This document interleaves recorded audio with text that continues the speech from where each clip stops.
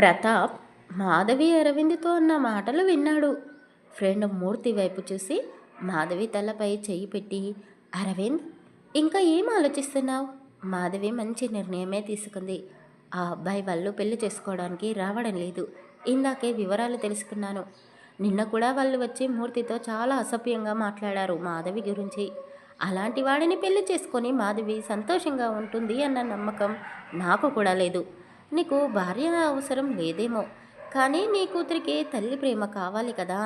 తన కోసమైనా మాధవిని పెళ్లి చేసుకో అని ప్రతాప్ కూడా అన్నాడు. కానీ అన్నయ్య, నేనెలా పెళ్లి చేసుకుంటానో? మాధవి నాకంటే వయసులో చాలా చిన్నది. పైగా తన స్టడీస్ కూడా కంప్లీట్ కాలేదు. మాధవి, నువ్వు ఇప్పుడు ఆలోచించే పరిస్థితిలో లేవు. నా మాట విను. తొందరపాటు నిర్ణయం మంచిది కాదు. ఈ సంబంధం చెడిపోతే ఏంటి? అంతకంటే మంచి సంబంధం నీకోసం ఎదురు చూస్తుందేమో. బాధపడకు. అన్నయ్య, ఇప్పుడు మౌనిక యశ్వంతుల పెళ్లి జరిపించండి. మళ్ళీ ముహూర్తాలు లేవు అని మీరే చెప్పారు కదా. మూర్తి గారు కనీసం మౌనిక పెళ్ళైనా చూసి సంతోషిస్తాడు అని అరవింద్ చెప్పడంతో మాధవి కోపంగా అతని వైపు చూసి, అంటే ఏంటండి, మీ దృష్టిలో నేను కూడా క్యారెక్టర్ లేని దానిలా కనిపిస్తున్నానా? అసలు ఈ సంబంధం ఎందుకు క్యాన్సిల్ అయిందో తెలుసా? మీ వల్లే. ఆ రోజు రౌడీల నుండి నన్ను కాపాడాలి అని మీరు అనుకున్నారు. మీరు మంచి ఉద్దేశంతోనే నన్ను ఫాలో అయ్యారు. కానీ మీ మంచితనం వల్లే నన్ను వాళ్ళు క్యారెక్టర్ లేని దానిలా సృష్టించారు. ఆ రోజు నైట్ అంతా నేను హాస్పిటల్లో ఉన్నాను కదా. కానీ వాళ్ళు ఎవరితోనో రాత్రంతా గడిపి వచ్చింది మీ కూతురు అని మా నాన్నతో అన్నారు. మా కూతురు అలాంటిది కాదు అని మా నాన్న అమ్మ వాళ్ళ కాళ్ళ ఏర్లా పడ్డారు. కానీ వాళ్ళు నమ్మలేదు. అందుకు బదులుగా ఉన్న ఆస్తినంతా వాళ్ళు కట్నం కింద అడిగారు. అందుకు నాన్న ఒప్పుకున్నాడు. ప్రతాపంగులు కూడా ఈ పెళ్లి జరిగితే చాలు అని మా నాన్నతో చెప్పాడు. కానీ నేను ఆ పెళ్లి కొడుకుకు, అదే ఆ దుర్మార్గుడికి ఫోన్ చేసి జరిగింది మొత్తం చెప్పాను. మా నాన్న మీకు కట్నం ఇవ్వలేడు అని ఖచ్చితంగా చెప్పేశాను. నన్ను మీరు నిజంగా ఇష్టపడితే మీ వాళ్ళని ఒప్పించి పెళ్ళి చేసుకోవడానికి రమ్మని చెప్పాను. కానీ వాడు తండ్రిని మించిన కొడుకులా ఉన్నాడు. కాబోయే భార్య ఎలాంటిదైనా పర్వాలేదు, కట్నం తెస్తే చాలు అనుకున్నట్టున్నాడు. అందుకే నన్ను పెళ్లి చేసుకోవడానికి రాలేదు. ఇదంతా మీకు ఎందుకు చెప్తున్నానో తెలుసా? మీరు కూడా ఒక కూతురుని కన్న తండ్రే కదా. మీకు రేపు ఇలాంటి పరిస్థితి రాకూడదని చెప్తున్నాను. అంకుల్, అరవింద్ గారు కాకపోతే ఇంకెవరైనా పర్వాలేదు. ఇక్కడ చాలామంది అబ్బాయిలు ఉన్నారు. వాళ్ళని అడుగుతాను. ఒక్కరైనా మనసున్న మనిషిలా ఆలోచించకపోరా అని మాధవి కోపంగా అన్నది. మాధవి, వద్దమ్మా, నా మాట విను. పెళ్ళంటే ఇలా నిమిషాల్లో నిర్ణయం తీసుకునేది కాదు అని ప్రతాప్ కూడా అన్నాడు.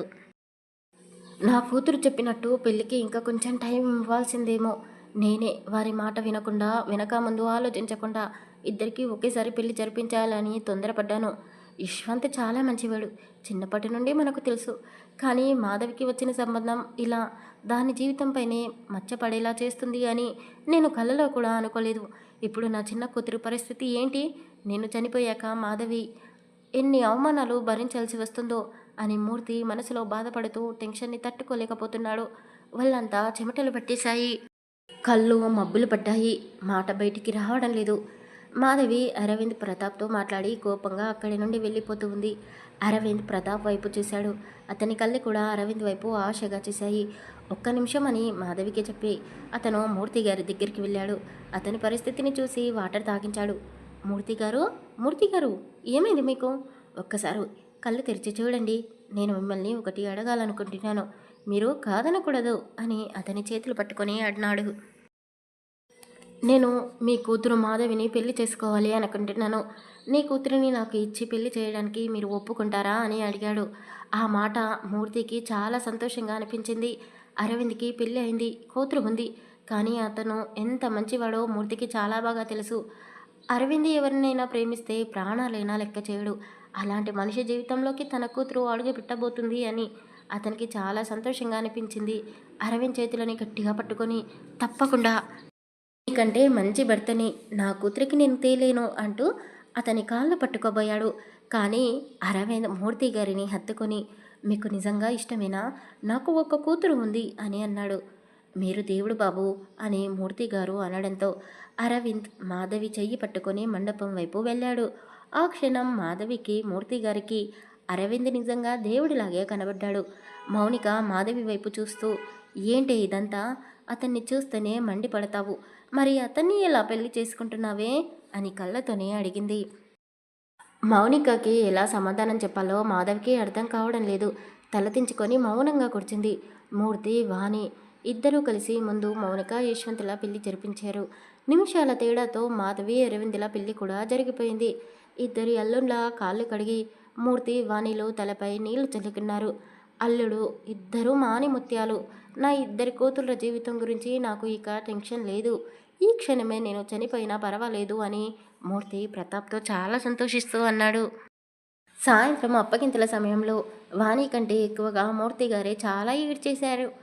మౌనికకి తండ్రి అంటే ఎంత ప్రేమనో అందరికీ తెలుసు. కానీ మౌనిక కంటే ఎక్కువగా మాధవి తండ్రిని విడిచి వెళ్ళిపోవడానికి బాధపడుతూ ఉంది. ఏంటే నాకంటే ఎక్కువగా ఏడ్చేస్తున్నావు? అయినా మనం ఎంత దూరం వెళ్తున్నామో? ఎప్పుడు అమ్మా నాన్నని చూడాలనిపిస్తే అప్పుడు రావచ్చు, పోవచ్చు. 10 నిమిషాల దూరమే కదానే అని మౌనిక మాధవిని దగ్గరికి తీసుకొని అన్నది. అరవింద్ గారు, మాధవి కొంచెం అల్లరి ఎక్కువగా చేస్తుంది. చిన్నపిల్ల మనస్తత్వం. తన వల్ల ఏదైనా పొరపాటు జరిగితే మీరు అర్థమయ్యేలా చెప్తే అర్థం చేసుకుంటుంది. దాని మీద కోపగించుకోకండి అని మాధవి అరవింద్తో చెప్పి ముందుగా వాళ్ళిద్దరినీ అక్కడి నుండి పంపించింది. నిర్మల, నీ కొడుకు కోడల్ని తీసుకుని ఇంటికి వెళ్ళు. నేను ఈరోజు నా ఫ్రెండ్తోనే ఉండాలి అనుకుంటున్నాను అని ప్రతాప్ అన్నాడు. అదేంటండి అలా అంటారు? ఇప్పుడు ఈ ఇల్లు మీ ఫ్రెండ్ది కాదు. కోడలి పుట్టింట్లో ఉంటాను అంటారేంటి? అయినా అక్కడ చాలా పనులు ఉన్నాయి. ఈరోజే వీళ్ళిద్దరికీ ముహూర్తం పెట్టించాము, మర్చిపోయారా? అది కాక మన ఇంట్లో కూడా బంధువులు ఉన్నారు కదా, వాళ్ళ మర్యాదలు ఎవరు చూసుకుంటారు అని అన్నది. అవును ప్రతాప్, నువ్వు ఇంటికి వెళ్ళు అని మూర్తి కూడా అన్నాడు. కానీ మూర్తిని వదిలి ప్రతాప్కి వెళ్ళాలని లేదు. ఈ క్షణం ఏం జరుగుతుందో అని భయంగా ఉంది అతనికి. మూర్తి ప్రతాప్ని హత్తుకొని, టెన్షన్ పడకు, ఈరోజు నాకు ఏమీ కాదులే, చాలా సంతోషంగా ఉన్నాను. ఒకవేళ ఏదైనా జరిగినా కూడా బాధపడకు. నా భార్య ఒడిలో తల పెట్టుకొని హాయిగా కళ్ళు మూస్తాను. ఒరే, ఏంట్రా ఆ మాటలు? నీకు ఏమీ కాదు. అదేరా నేను అంటున్నాను, ఏమీ కాదు. నువ్వు వెళ్ళు. నేను నా భార్య వానితో కలిసి ప్రేమగా మాట్లాడాలి. చాలా రోజులు అవుతుంది. ఈరోజు తనతో గడపాలి అనుకుంటున్నాను అని మూర్తి చెప్పడంతో ప్రతాప్ సరే అని చెప్పి వాణి మూర్తికి భోజనం తినిపించి మందులు వేయమ్మా అని చెప్పి యశ్వంత్ మౌనికని తీసుకొని ఇంటికి వెళ్ళారు. సితార యశ్వంత్కి మౌనికకి పెళ్లి జరిగిపోయింది అని అతని మీద కోపంగా ఉంది. ఎందుకే కోపం? సందీప్ లవ్ని యాక్సెప్ట్ చేసావు కదా, ఇంకా యశ్వంత్ గురించి ఎందుకు ఆలోచిస్తా ఉన్నావు అని సితారా ఫ్రెండ్ పింకీ అడిగింది. నీకు తెలీదే, వాడు నా గురించి ఎంత సభ్యంగా మాట్లాడాడో తెలుసా? అసలు నన్ను, నా ప్రేమని ఇంత తొందరగా మర్చిపోయి మౌనికని ఎలా పెళ్లి చేసుకుంటాడు? అంటే ఏంటే, నీ గురించి ఆలోచించి నీ వెనకే కుక్కలా తిరగాలి అనుకుంటున్నావా? అది కాదే పింకీ, సందీప్ నన్ను లవ్ చేస్తున్నాడు, ప్రేమగా మాట్లాడతాడు.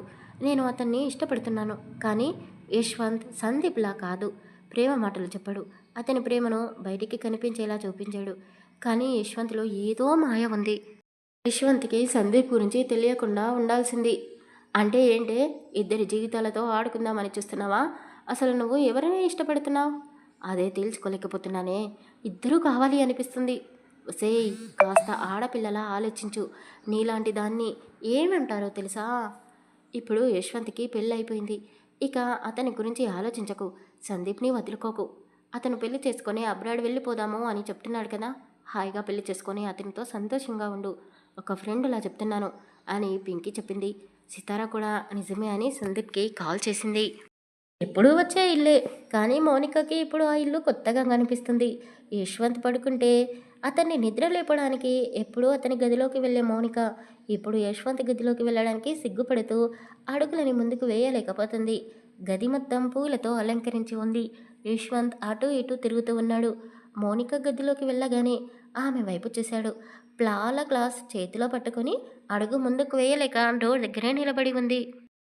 హనీ మాట్లాడదు, అల్లరి చేయదు, నవ్వదు, ఏడవదు. కానీ మాధవితో పరిచయం ఏర్పడిన తర్వాత పాపలో కాస్త మార్పు వచ్చింది. మాధవికి పెళ్ళైపోయింది. ఇక తనని కలవడానికి ఎప్పటికీ రాదు అని దేవకమ్మ పని వాళ్ళతో మాట్లాడుతూ ఉంటే ఆ మాటలు విని హనీ డల్గా కూర్చొని ఉంది. లంకంత కుంపలో దీపం పెట్టే ఆడదే లేదు అని దేవకమ్మ చాలా బాధపడుతూ మనవడిని తిడుతూ ఉంది. అమ్మా, అమ్మా, దేవకమ్మ గారు, అరవింద్ బాబు గారు పెళ్లి చేసుకుని వస్తున్నారు అని ఒక అతను పరిగెత్తుకుంటూ వచ్చి చెప్పాడు. దేవకమ్మ నమ్మలేక, ఏం మాట్లాడుతున్నావురా అని గట్టిగా అన్నది. వాళ్ళందరూ ఆశ్చర్యపోయారు. వాళ్ళందరినీ చూసి దేవకమ్మ వెనక్కి తిరిగి చూసింది. గుమ్మం దగ్గరే అరవింద్, మాధవి ఆగిపోయి ఉన్నారు. ఇదంతా కళ నిజమా అని దేవకమ్మ పక్కన ఉన్న పని అమ్మాయిని చేతిపై గట్టిగా గిల్లింది. ఆమె అమ్మగారు అని గట్టిగా అరిచేసింది. నిజమే అంటూ సంతోషించి వాళ్ళకి హారతి ఇవ్వమని చెప్పింది.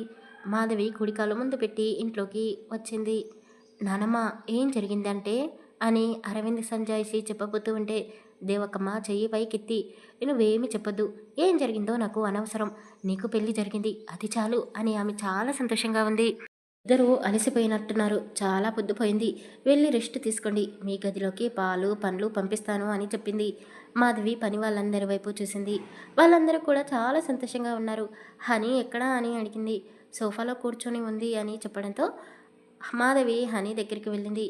మాధవిని చూసి హనీ చిరునవ్వు నవ్వింది. పాపని తీసుకొని నీ రూమ్ ఎక్కడా అని అడిగింది. హనీ తన రూమ్ని చూపించగానే నేను వెళ్ళి పడుకుంటాను అమ్మమ్మ గారు అని దేవకమ్మకు చెప్పేసి హనీని తీసుకొని గదిలోకి వెళ్ళిపోయింది. అదేంటిరా పాప గదిలోకి వెళ్తుంది, నీ గదిలోకి తీసుకొని వెళ్ళు అని దేవకమ్మ చెప్పింది. నానమ్మ, నేను తనని హనీ కోసం మాత్రమే పెళ్లి చేసుకున్నాను, హనీకి అమ్మలాగే ఉండనివ్వు అని అరవింద్ చెప్పేసి తన గదిలోకి వెళ్ళిపోయాడు.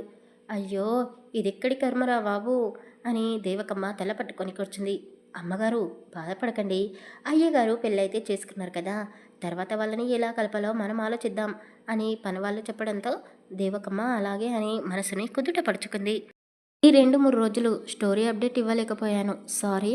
మా అన్నయ్యకి చిన్న యాక్సిడెంట్ అయింది, కాలుకి ఫ్రాక్చర్ అయింది, 1 నెల రోజులు బెడ్ రెస్ట్ తీసుకోమని చెప్పారు. ఇప్పుడు పర్వాలేదు, బాగున్నాడు. ఇక స్టోరీ నచ్చితే ప్లీజ్ లైక్ చేసి మన ఛానల్ని సబ్స్క్రైబ్ చేసుకోండి. Thank you for listening.